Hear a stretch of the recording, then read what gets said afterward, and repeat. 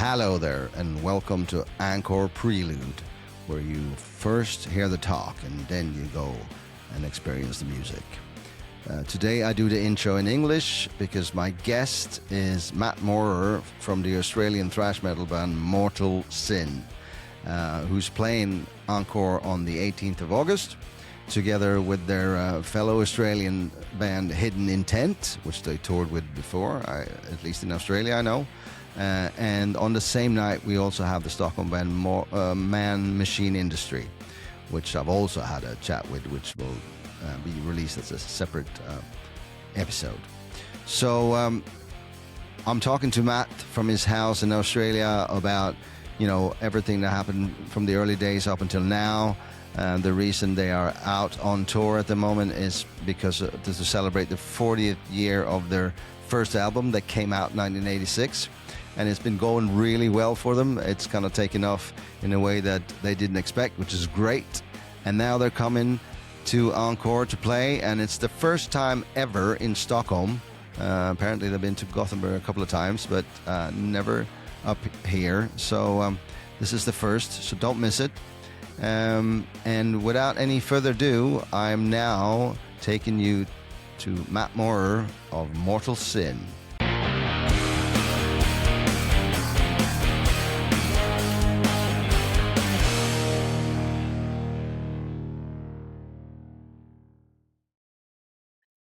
All right, here we are with Mat Maurer. Is that how you say it? Maurer, yeah. Maurer. Yeah, All Maurer. Right, there you go. All right, from the legendary Mortal Sin. So yeah. So you're back on track. You're doing a 40th anniversary tour now, or comeback, or what would you call it? Yeah, it's basically to celebrate the recording of Mayhem and Destruction. Okay. That was 40 years ago this year. So we started off, was going to do one or two shows just in Sydney and Melbourne, and it grew, and then it grew, and then it grew, and then it became a monster. So we're up to about 41 or 42 shows so far. Oh, wow.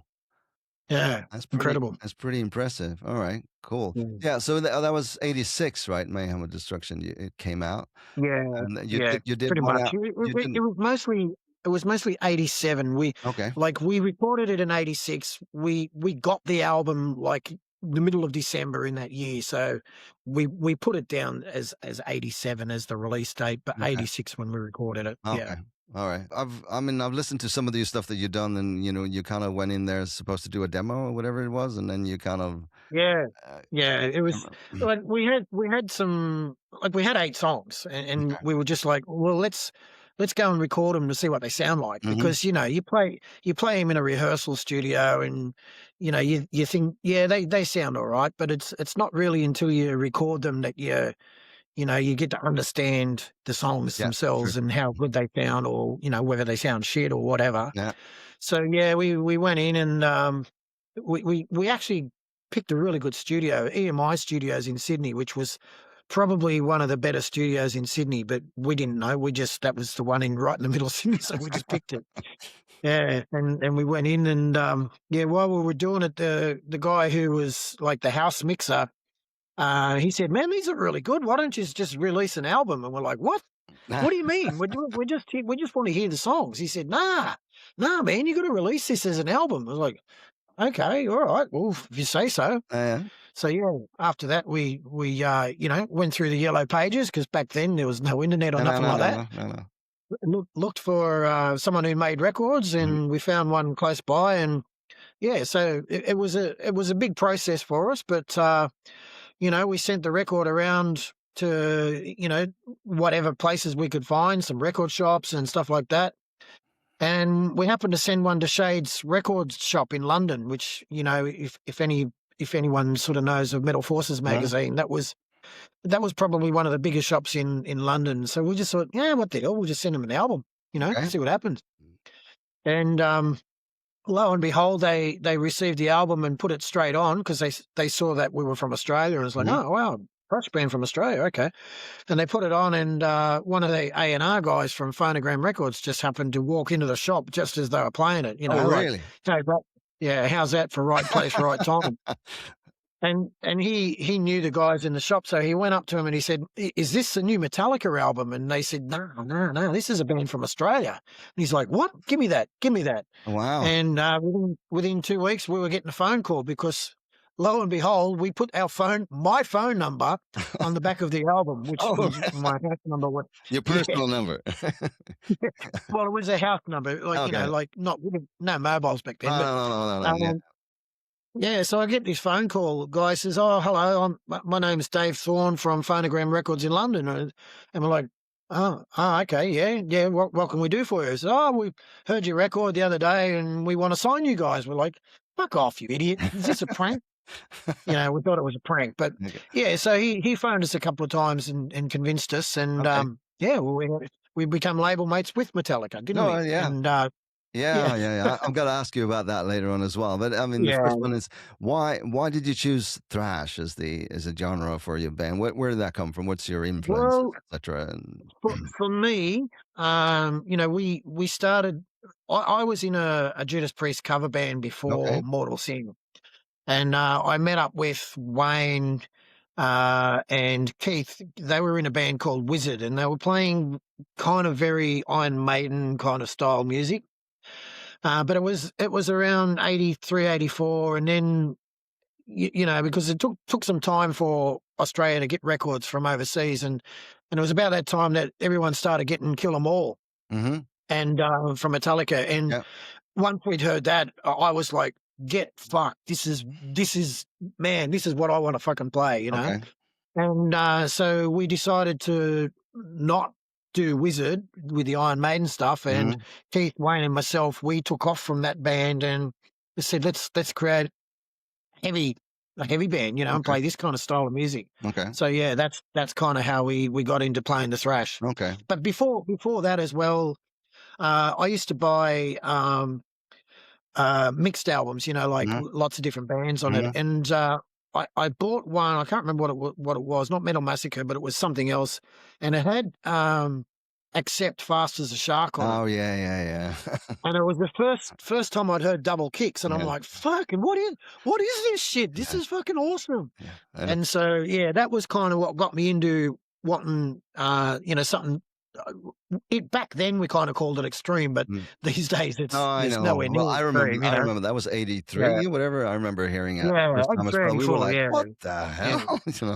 It- yeah. so yeah, okay. And then so I mean, you were kind of the first ones to do thrash in Australia, or is that just become because now obviously you're always referred to the first thrash band, from Well, not Australia. the So not technically, probably not the first thrash band. It's a lot of bands claim to be the first yeah, thrash yeah, yeah, band. okay, yeah, But were they really thrash when they started? That I don't know. I don't care. Look, we just say we were one of the first. yeah. Like in Well, in I mean, Australia. what? In that way, no one can refute it. No, and was the term even had it even started back then? I can't remember. I Well, mean, it well, was our first poster said Masters of Speed Metal. okay. All right, there you go. So and yeah, back in 83, 84, speed metal was the term, and then I think maybe Metallica kind of come up with the genre of thrash. Yeah. Okay. Yeah, I don't know what's true, but yeah, that's what they claim. So All right. Cool. So I mean, Mortal Sin? Where did you get the name from? Where did that come from? we were gonna join a band. Like we found a guy who was going to join the band with us, and he had the name, like he wanted to use the name Mortal Sin. So we adopted the name, but then he never ended up joining the band. So we Okay. just kept the name. Okay. Basically, yeah. Back then it was a big thing to have a really cool name and a really cool logo. And Keith, our guitarist at the time, he drew the logo, and we just thought, fuck, yeah, this is really good, really good. So, yeah, we kept the name. No one disputed it afterwards. we did find out that there was an American band called Mortal Sin, but they hadn't released an album. So once that we'd signed to Phonogram, like a major record label, it was pretty standard that it was now our name because Mm, the other band hadn't released an album. So okay, yeah, cool. Um, yeah. so what could you tell me about a typical Mortal Sin song? What does a Mortal Sin song?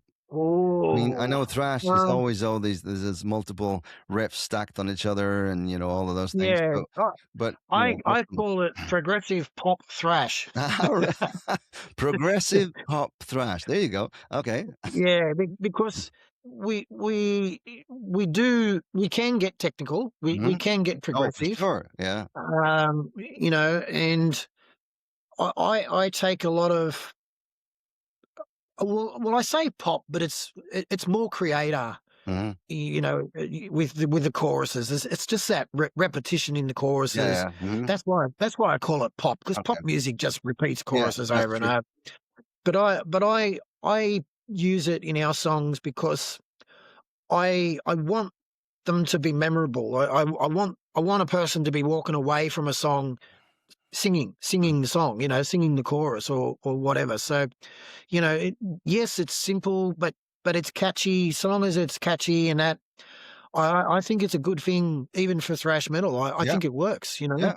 Well, I think you Yeah, got catchy riffs as well in parts of your songs, yeah, I think. yeah. So, That's important yeah. for Mortal Sin as well. I always try and tell the guys, look, for us, the song starts with the chorus. Mm, It's to me, if I've already got the music from the guys, I start with the chorus first because the chorus pretty much tells me what the song's going to be called, and then when I know what the song's going to be called, then I can think of what the story's going to be about. mhm, So yeah, we kind of work backwards. I don't know how other bands do it. Some bands might write lyrics first and then write music, but we always write music first, and then if I sort of have an idea in my head, but the music doesn't quite fit the chorus or something, I'll go, look, guys, I got this cool idea for a chorus, but I need you to maybe just adapt the chorus a mm. bit to make it work with the chorus.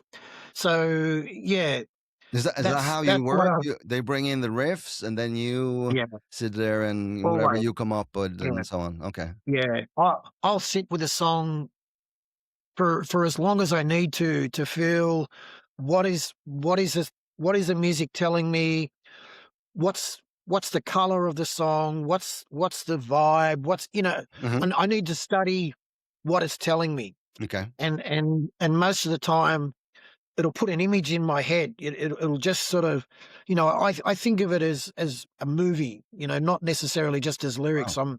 I'm trying to picture what the music's giving me, Mhm. and then I'll try and write the lyrics to go with that. Okay. Yeah, it's it's a weird process. Maybe that's what makes us a little bit different to some other bands. I Mhm. don't know, but yeah, it works. When And you, I mean, yeah, speaking about lyrics, I mean, is there a typical, I mean, some of it is, um, I would call it some of the thrash lyric stuff, but you also have a lot about losing faith or stuff like that. That's is that a um, theme or is it, where does it? well, not necessarily a theme. It's like with Lebanon and Lebanon Part Two, which was Tears of Yes. Redemption. Um, Obviously, if the guys give me that kind of Middle Eastern vibe with the music, that's where it Mhm. heads me. That's what I'm saying when I hear the music and I go, what is this music telling me? The first thing it told me was, oh, Middle Eastern. All right, Middle Well, Eastern. What can we write about? Oh, yeah, it certainly uh, have that vibe on the riff because it's got that half notes kind of thing. So you kind of yeah, going into, but that yeah, was one of my, it's one of my questions. So, I mean, this was 1986 or maybe earlier when you did Lebanon, but yeah. five kids, if you like, from Sydney writing about a war on the other side of the world. Is that, Well, is that look, the same I'll thing? tell you a little. little bit of a story. I Mm. worked in a factory at the time, which had quite a few Lebanese people there. Oh, So okay. I was always, hearing stories of the war back in Lebanon. Mhm. I think 82, Yeah, it 83, was something something like like that, that. yeah. Yeah, something like that. And that's what fed me the idea. It was Okay, yeah. So cool. yeah, when it comes to why is a five guys from Australia writing about Yeah, yeah, Lebanon, yeah, well, yeah. that Well, that influences makes from all the sense, people and around then us. makes it Yeah, even more interesting, huh? and yeah, and the song "Hatred" on "Psychology of Death" is exactly the same as well. Okay. In that same factory, we had a lot of Yugoslavs, and when their Yugoslav war, when it all Oh, split yeah. up to 3 countries. Croatia and Yeah, and Serbia and everything, always hearing them "Ah, ah, ah," fighting over this and fighting over that. So that's what hatred's all about. A thousand okay. years of hatred, a billion lives are Oh, lost. yeah, It's yeah. basically talking about, you know, um, that kind of hatred stems way back in history. Yeah, it does. And when we talk about multiculturalism in Australia, a lot of pure Australians say, "Look, you come to Australia for a new start. Don't bring your history. Yeah. Don't don't, we Yeah, don't yeah.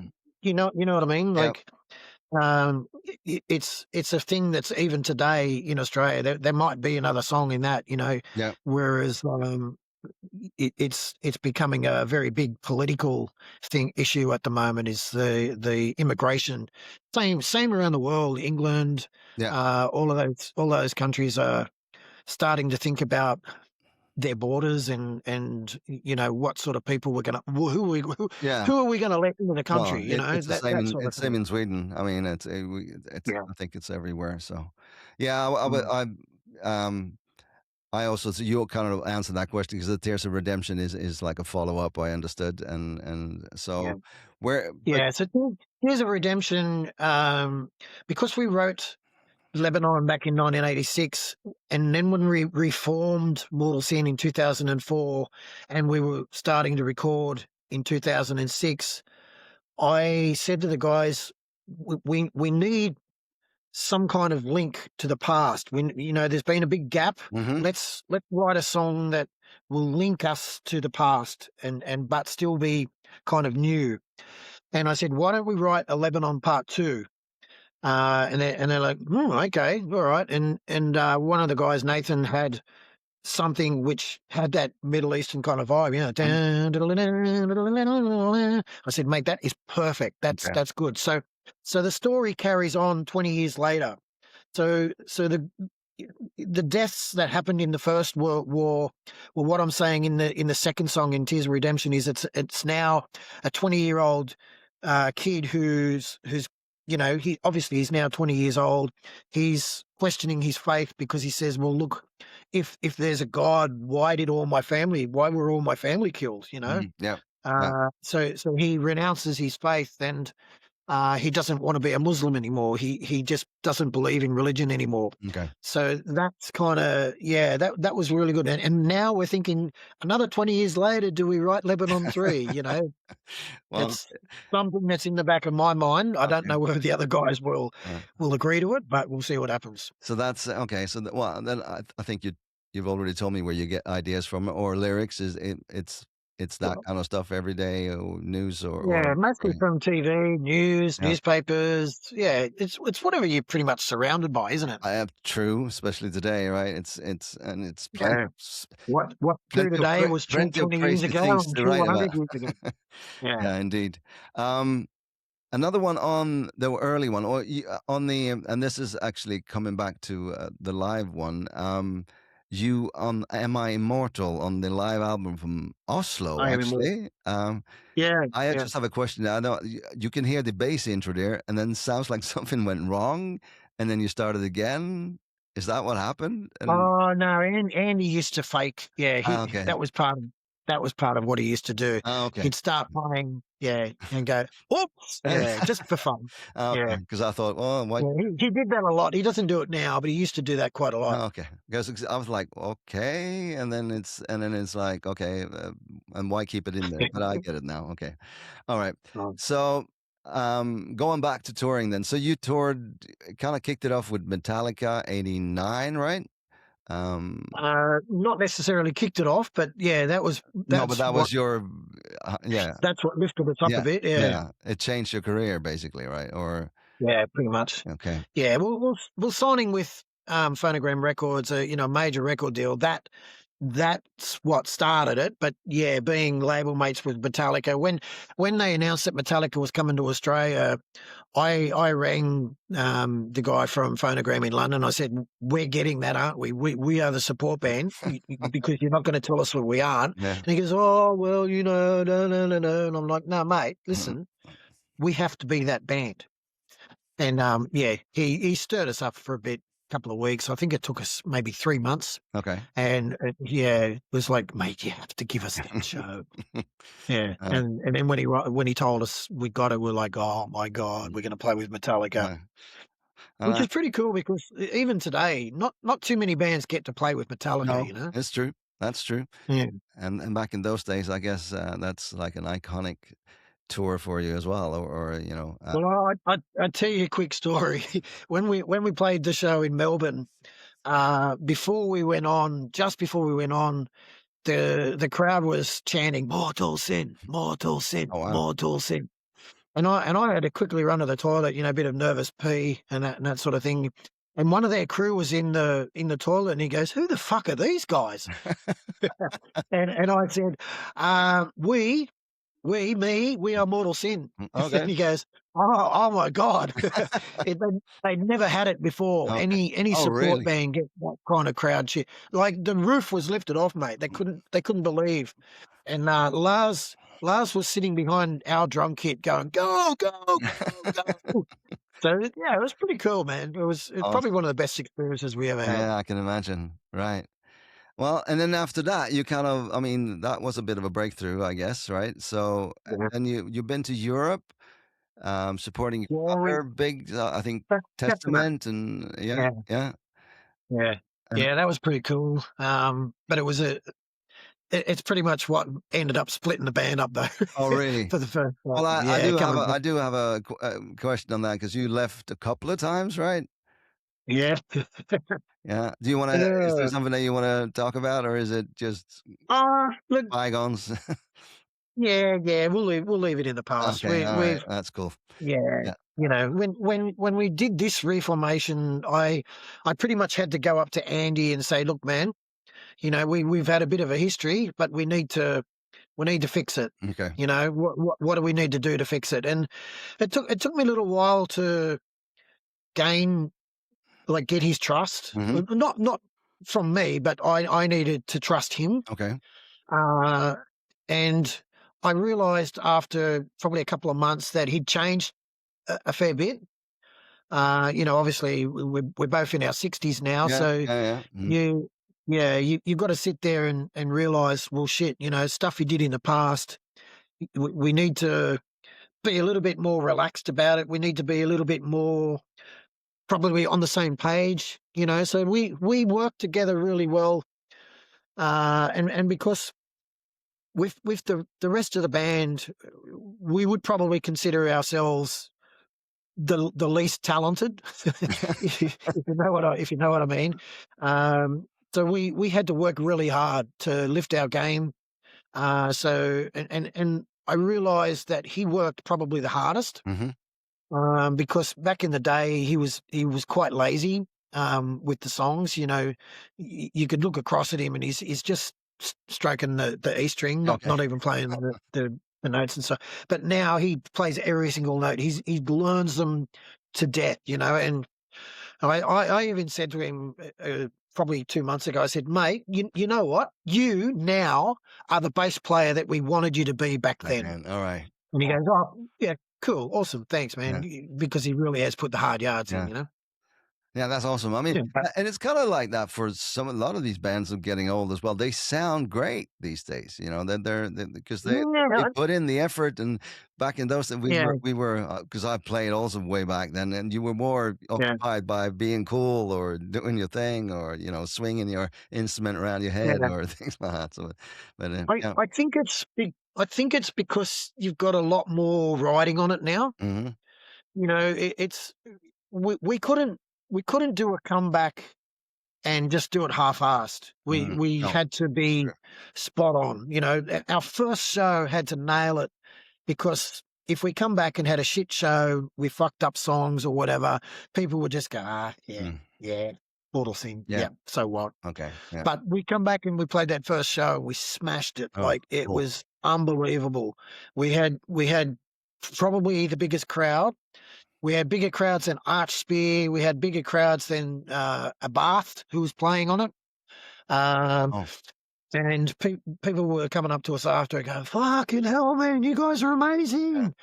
And every show that we've done since, we're trying to even get better than the last. So, just new technology. We don't use amps anymore. We use in ears. Yeah. Okay. Um, I was so yeah, gonna it's ask you one of those about things. that Like, as well. I mean, because yeah, it's obviously a lot easier to travel with and all that stuff. So yeah, so yeah. so you don't have Especially for any me. stage sound? Are you working with a silent stage, as they call it these days, or? Well, we have music coming through the monitors still. Okay. Okay. And if it's a decent enough PA, they'll have side fills as Yeah, well. that's So true. Yeah. if anyone's at the front, they'll still hear everything. Yeah. For me, with the unis, I'm hearing stuff I'd never heard before. So, Yeah. like it's you basically you're listening to studio quality. Yeah. So and it makes, especially for a vocalist, it means that you don't have to scream to try and hear yourself above No, every other instrument. that's true.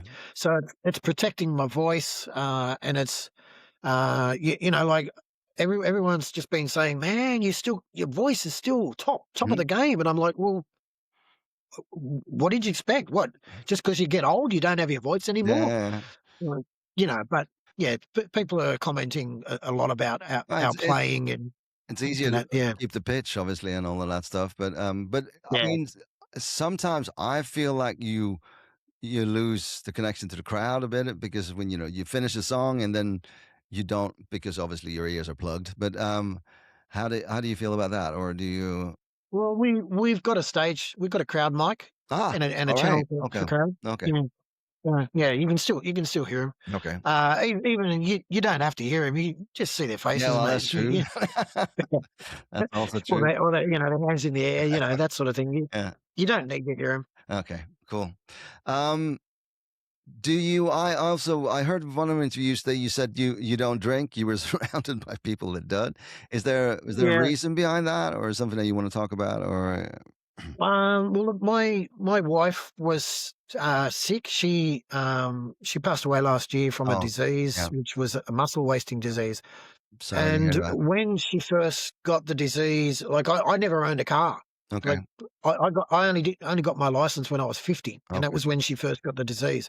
So it was a case of if I'm going to get a license, I'm not going to drink. Okay. So basically, if I'm going to be driving her around Yeah. Yeah. everywhere, Yeah. yeah. But I didn't drink much Okay. anyway.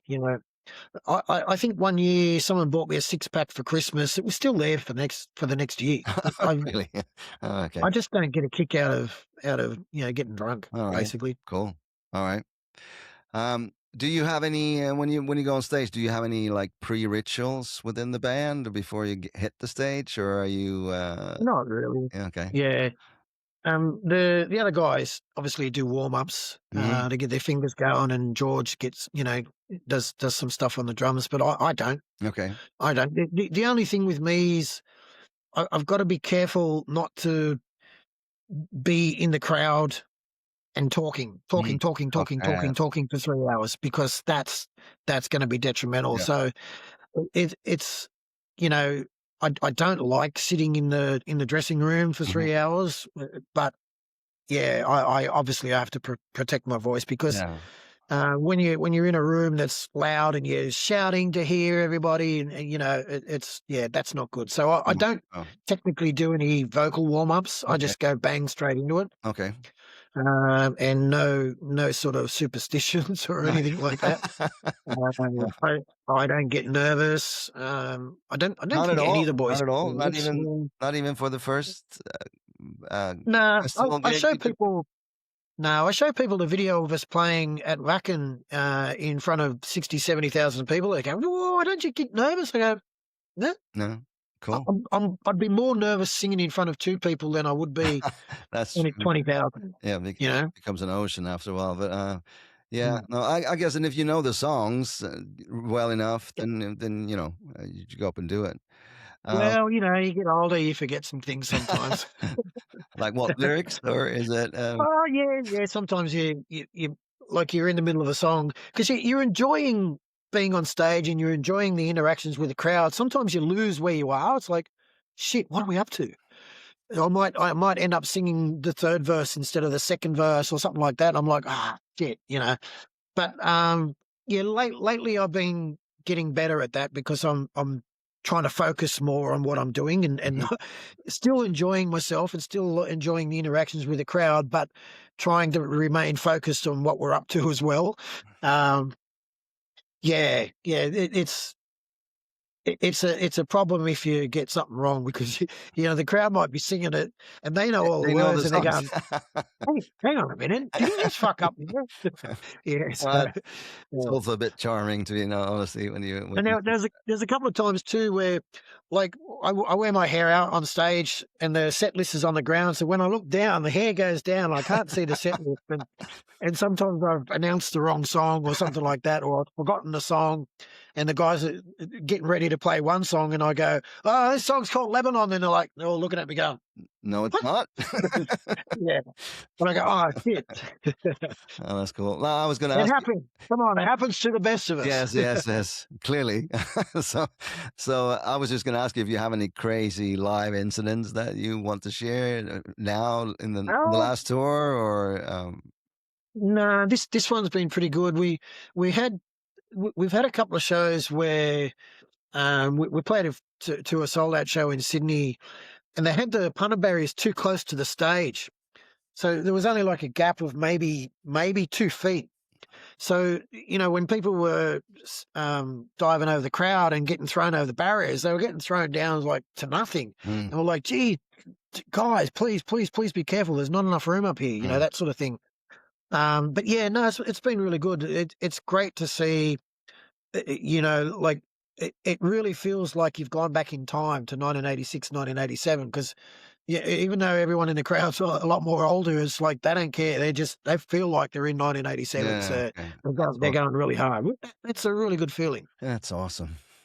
Yeah, I was gonna ask you, what do you think about the future of live music? What's your view on that? I mean, there's been a lot of discussions over here that we get into encore where you're going to play as well, but clubs been closing down, or they moved out, or it's been a bit of that. And Yeah. what's your take on it? Where do you see it? Well, as far as Europe goes, obviously we haven't been. We did keep it true, but that was like a festival. So we haven't done a club show since probably the Thrash Fest Classics in Okay. 2011. So, yeah, not really up with all of that. But But what about y- y- Australia? What does it look like there? uh, well, venues come and go. Okay. Like it's the nature of the business. Okay. Over here, poker machines were always the killer. A lot of pubs closed down their live, venues to put poker machines in there because that's what made them money. Oh yeah. Hmm. But over the years, venues started to realize, we can do poker machines and have a venue and have restaurants because restaurants now is the biggest thing in pubs. Hmm. You go to a pub now and it's full of people eating, pub meals. Yeah. I don't know if that's the same over there, but N- you've got more specific venues which are only venues, not whereas we have hotels, which is like a bar, and then it has a poker machine area, then it has a restaurant area, and then it has a live venue area. And Yeah. some of them have outdoor play areas for kids. They're more family Oh, orientated these days, and some of them are quite huge as well. So yeah, I don't know what it's going to be like for us when we go over there. Obviously, coming over in the middle of August is, it's going to hurt us a little bit, but the fact that we haven't been there for 15 years, true. hopefully might people might go, oh, Mortal Sin. Yeah. Okay, Yeah. haven't seen them for a long time. Let's go see them Yeah. instead of someone who they might have seen last year. Okay. Don't really know. This is a bit of a what we call in Australia a look see. This Okay. is Oh yeah. basically I said yeah, okay. yeah. We'll go over there. We've got a couple of festivals. We're playing Alcatraz. We're playing Brutal Assault. We're playing Barbouk Festival in France. We need to make those festivals an incredible performance from us, so that people will look at us and go, far out. I'd never heard of Mortal Sin before, or wow, Mortal Sin are way better than they used to be. So it's an advertisement for us. So every single show that we do now it's an investment in our future. It's an investment for next year. Hopefully next year we'll have more shows, more festivals, and yeah, we'll see how we go. Cool. All right. You answered some of it. I do have a segment which I call a different frequency, which is more of a deeper thing. But I think, because I have a question, if is a song something that you hear or something that happens to you, or where do you feel it before your brain catches up? Yeah, hearing it first, for me, um, it's hard to explain. Like trying to fit words into a song Mm-hmm. it's not always that easy, especially when the music underneath is quite technical. Mm-hmm. If you listen to a radio song, it's mostly the melodies in the vocal. Underneath it's a very simple Yeah, riff. they open up and leave room for. Yeah, leave room for the vocalist Yeah. to do their thing.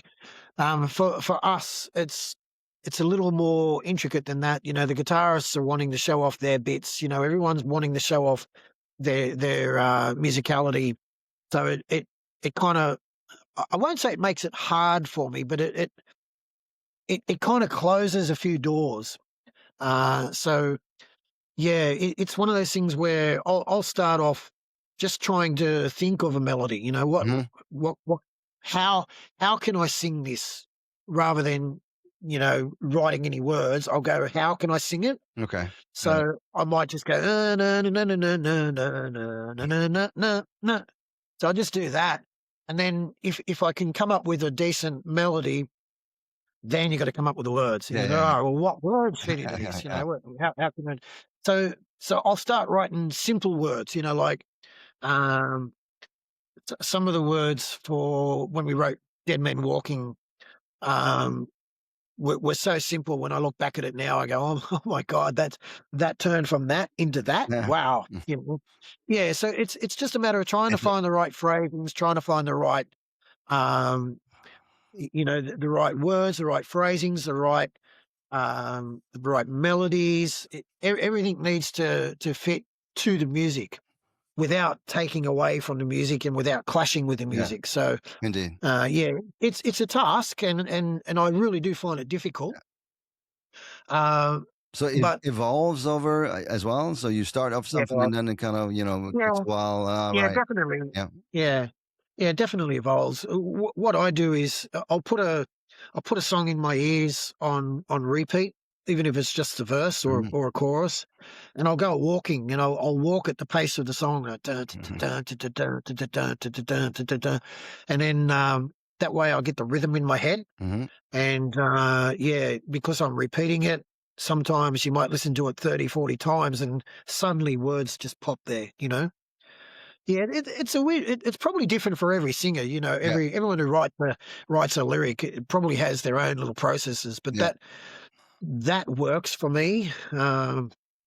Sometimes I'll come up with a song, and some of the other members might object to something or Mhm. say, "Oh, you could probably do this," or that sounds a bit lame, or you know, um, and I guess it's up to me to decide whether I go, yeah, nah, sorry guys, I like it, or yeah, you could be right, and I might challenge myself to come up with something better. But when if you sat down and explained to them how much effort you went into finding those words, they might sort of think twice about going, yeah, that doesn't sound very good. All right. Okay. So you coming here on the 18th to Encore, together with Man Machine Industry as well, and you Hidden a Yeah, Tent, which I think is yeah, your mates. Do they've joined you Hidden a Tent? I mean, they play with yeah. you They've in been that, doing the right? whole Aussie tour with us. Yeah, they're great guys, Yeah. man, and Okay. their music's so good. Mhm. They're like, if you haven't seen them, you got to go see them. They're really Well, good. I'll probably will be there when you get over here on the Yeah. 18th. So, um, and what do you know about Man Machine Industry? I haven't checked them out yet, but I Okay. will. Okay. Yeah, Yeah. I'll check them out. Yeah. Yeah. Are they a local band? Are they? Yeah, I mean, Johnny, who's the singer and main guy, I'm going to have him on later on, but Yeah, he's living around here as well, around Encore, so he's yeah. the He's Stockholm been now. messing with me, Yeah. so yeah, yeah. All right. So, this is your first time in Sweden, right? Um, no, I think we played Gothenburg once before. Oh, okay. All right. Maybe with Overkill, Okay. maybe Okay. back in 2008. Okay. And yes, Stockholm. Did we play Stockholm? No, I think we played Gothenburg and maybe twice. Maybe we did the Thrash Fest Classics in Gothenburg as Okay. well. All right. I think. Okay. Yeah, I'm not 100% All sure, right. but I think it was twice we played it Okay. in Gothenburg. Well, you you're coming at the right time to see Stockholm because it's a summer city. So that'll be Yeah. nice. So, what do you know about Swedish music? Is there any influences or any that you follow or Um, Candlemass? sorry? Probably the first. Candlemass? Okay. Weren't Oh, they Swedish? Candlemass. Yeah. Of course. Yeah. Yeah, yeah. Yeah. Yeah, they were probably my first Okay. interaction with Swedish music. Was a big fan back in the day. Um, Obviously, as a kid, everyone heard ABBA. Well, they were huge in Australia, right? Yeah, they were. I think they're probably bigger in Australia than anywhere else in the Yeah, world. that's But true. Yeah. yeah, yeah. Look, honestly, I don't listen to a lot of music. Okay. Um, I don't like to be influenced. Hmm. That it kind of sounds a bit silly, but like if I do need to get an inspiration, or I only need to put on Creator or Testament, Okay. and that's an inspiration. That Okay. that that, that just bang puts a little point in my head and goes, yes, that's what I need to sound like. Okay. All right. Yeah, because as I said before, Millet he writes the perfect choruses. He's just. I think my personal opinion is that he's the best chorus writer in the game, Hmm. and Chuck Billy just has that voice, and he's an interesting writer as well. I like his style of writing. So yeah, but in saying I don't listen to a lot. If I do listen to music, I like to listen to something that's out of the box. Okay. Like Disturb, Hmm. because the vocal, the way he does his vocalizations and things, it it it challenges my head. It's like, fuck, how does he do that Yeah, shit? yeah, Like, yeah. you know, I try to do different stuff in some songs, and try to challenge myself to not just be, the same in everything. So yeah, if I listen to music that's a little bit outside the box, and especially with vocalists that are outside the box, that's what I call a challenge. And yeah, if I can adopt something along those lines that will work in a song, Okay. obviously it has to work. Yeah, I, Cool. th- I think there's probably, if you look back on a lot of the songs, you could say, yeah, I understand where he's coming from. There's bits in there, that really really probably make Mortal Sin what Mortal Sin Yeah. is. Yeah. Yeah. Yeah. Cool. So when you're coming over here, I was listening to your live album a bit. Is that it's been a while though since it came out, but is that kind of where you what we can expect on the 18th in Encore? I Oh, mean, you got a new oh my God. drummer as well now, and Yeah, he's, um, he's a beast. he, he, he's really good. okay. Um, Look. we have a pretty good mix of all the albums, Hmm. apart from Every Dog Has His Day. We don't play any songs off that, so we do probably 3 or 4 songs off each album, Okay. basically. So yeah, and we're starting to build a good lot of songs now. We're playing in Japan and China next week, where we're doing an 80-minute Wow. set. So Okay. yeah, there's 18 songs for over there. So yeah, I'm just looking at the set list Okay. now. So I had to print some out today. Okay. Yeah, so we we like to do a good spread, Hmm. and we're trying to make the set list flow. You know, a little bit of this, a little bit of that. You know, go back to '86, move to 2011, and you know, make it interesting. Hmm. Cool. Well, I'm certainly looking forward to it. Do you want to talk a little bit? We close up here with a little bit about the band you got with you now. There's two of you there, right? Yeah, Andy's been there from the start, right? Nathan has been there yeah. Well, before. Andy actually wasn't the first bass player we had. Okay. We auditioned probably maybe eight or 10 bass players. Okay. One of them actually was Steve King, who's now playing with Rose Tattoo. Oh, well, okay. He Cool. he came along and had a jam with us. Mhm. Andy sort of came a little bit later. I think was early '85, because I remember we all went to see Twisted Sister in Yeah. March 1985. And I remember him being there with us. So he joined in March. So we're kind of thinking, well, we must have been playing back in like late '84 for that to have happened. And then Andy brought Paul along. But when we were getting this back together for the 40th anniversary, we discussed whether we'd get Paul, who was obviously one of the other original members. But we we I sort of fought to have Ryan, who was with us in 2011. He did the last tour with us, the Thrash Classics, and he also wrote a lot of the stuff off Psychology of Death. So I preferred to have him along, because I didn't really know whether Paul had even been playing for the Mm. last 20 years. You Oh, know, okay. we didn't know. You know, could he still play? Yeah, Could he yeah, yeah. play all that sort of thing? And I said to Andy, look, let's just try and keep some consistency and not have too many changes. So we're going to keep the same lineup from 2011, but when we approached Luke, the drummer from back then, he didn't really want to be a part of it, because he had a busted shoulder and he couldn't afford to go and have surgery. And if he did have surgery, what if it screwed him up for life? That sort of thing. So he just said, "Look, I don't think I can do it."